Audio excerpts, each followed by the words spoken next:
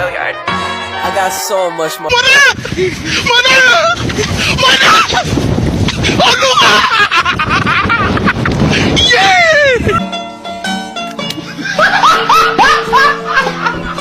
Are ya ready, kids? Aye, aye, Captain! I can't hear you. Aye, aye, Captain! Oh! Fucking design on right now. Break it down, bring it back, make it clap. I got 3 old thoughts, new block, where that thing. Bitches on my line, and you know Bismillahirrahmanirrahim. Assalamualaikum warahmatullahi wabarakatuh. Dan puji syukur kehadirat Allah Subhanahu wa Ta'ala yang telah memberikan saya kesempatan dan kesehatan untuk menyelesaikan tugas akhir dari mata kuliah profesi keguruan. Tidak lupa juga saya ucapkan terima kasih kepada Ibu dosen Dr. Hajah Syamsidah SPD dan Ibu Israwati Hansar SPD FPD selaku dosen dari mata kuliah profesi keguruan. Sebelum itu, perkenalkan nama saya Muhammad Ridwan dari kelas PKK 01 dengan NIM 21020850065 yang akan menjelaskan atau mempresentasikan kasus-kasus mengenai profesi keguruan. Nah, tema yang saya angkat pada video kali ini yaitu Baik, langsung saja kita masuk ke dalam permasalahannya. Yusran duduk di kelas 9 di SMA Negeri 7 Kota Ternate.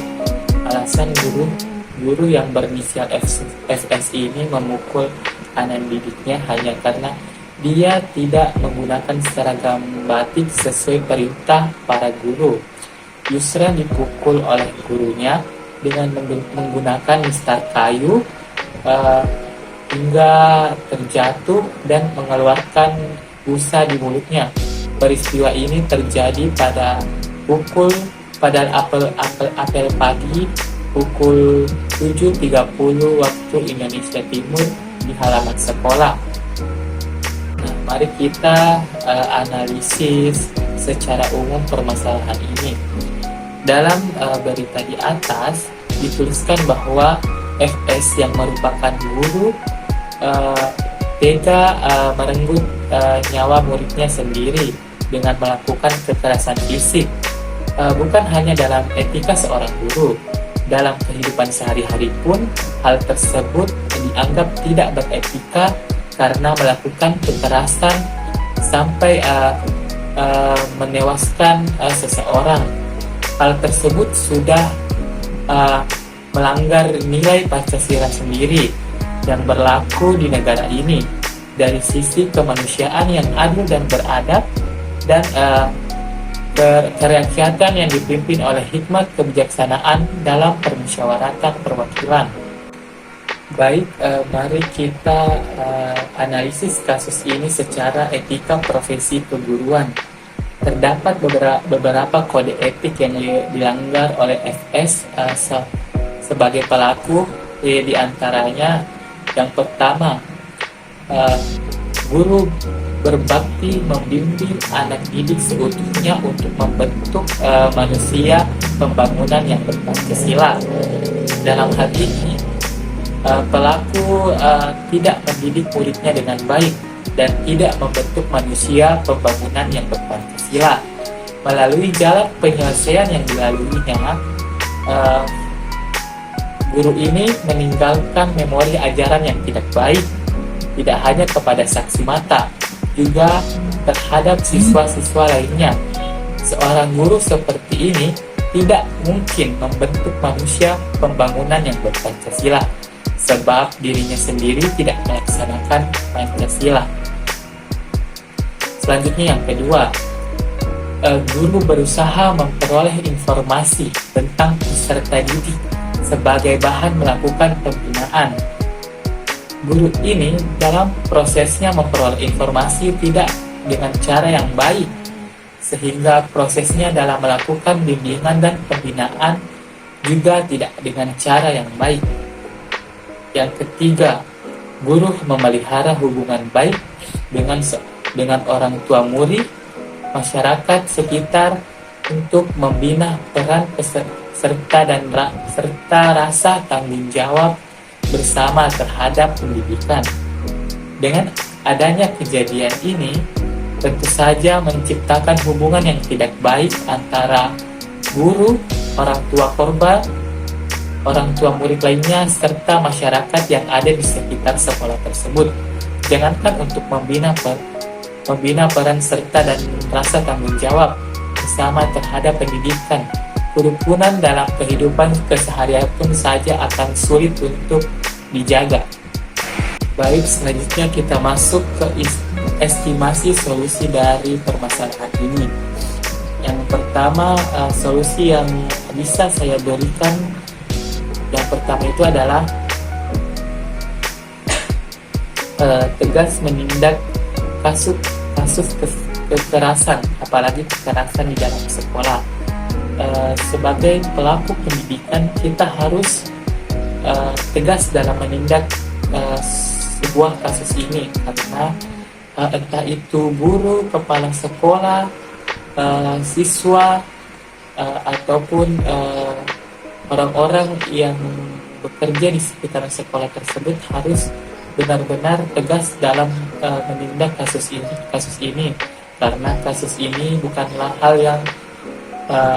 yang bisa saja merusak citra sekolah. Dalam hal ini kita harus menjaga nama baik sekolah dengan menghilangkan hal-hal yang berbau kekerasan, karena dengan menghilangkan kekerasan dalam sekolah ini, maka tentu saja citra dan nama baik sekolah tersebut pasti akan terjaga dengan sebaik-baiknya. Ya, adapun solusi kedua yang bisa saya berikan, yang pertama itu yaitu menyediakan pusat konseling.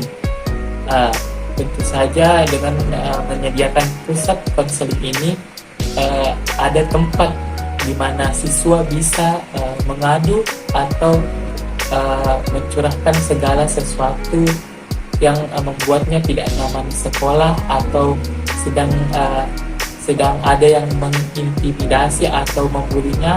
Dengan adanya pusat konseling di sekolah, siswa bisa bebas menyalurkan suasana hatinya atau isi dari pikirnya itu untuk agar bisa meringankan beban yang dipikul oleh peserta didik. Yang ketiga itu mengawasi akan adanya kekerasan. Seperti solusi pertama, dengan mengawasi akan adanya kekerasan di sekolah itu, kita bisa meminimalisir bahkan menghilangkan kekerasan yang akan terjadi di sekolah. Contohnya itu seperti kita sebagai seorang guru harus mengawasi setiap perilaku dari murid kita agar tidak terjadi kasus seperti bullying. Dan kita juga sebagai seorang guru harus benar-benar menjaga nama baik kita sebagai guru. Kita tidak boleh semata-mata karena kemarahan atau emosi kita melakukan kekerasan kepada murid itu, baik secara fisik ataupun mentalnya. Kita sebagai seorang guru harus sabar menyikapi hal-hal yang boleh tegas, tapi jangan membuat mereka takut atau terintimidasi, karena kita ini harus tegas dalam hal untuk merubah sikap, bukan tegas dalam kekerasan. Solusi keempat yang bisa saya berikan yaitu meningkatkan kualitas seorang guru. Kita sebagai guru harusnya bisa meningkatkan kualitas kita, baik itu dalam kompetensi mengajar maupun kompetensi dalam kepribadian kita sendiri, dengan cara kita harus berlatih untuk menahan atau membawa perasaan ke dalam proses belajar mengajar. Kita hanya fokus membawa suasana kelas yang bagaimana kita bisa menyelesaikan proses belajar mengajar dengan baik sehingga capaian pembelajaran bisa maksimal dan proses mentransfer ilmu dari guru ke murid bisa berjalan dengan baik sehingga proses belajar dan pembelajaran bisa berlangsung dengan baik dan memberikan hasil yang baik juga. Baik, kesimpulan dari video presentasi dan pembahasan yang telah saya sampaikan tadi mengenai kasus etika seorang guru yang dimana gurunya ini hanya karena tidak mengenakan pakaian batik atau seragam batik, gurunya ini memukuli siswanya sehingga tewas.